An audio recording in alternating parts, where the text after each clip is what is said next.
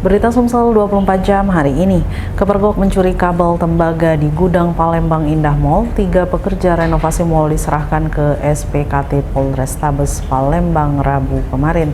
Ketiga pelaku hanya terdiam di ruang SPKT Polrestabes Palembang usai diserahkan pihak PIM.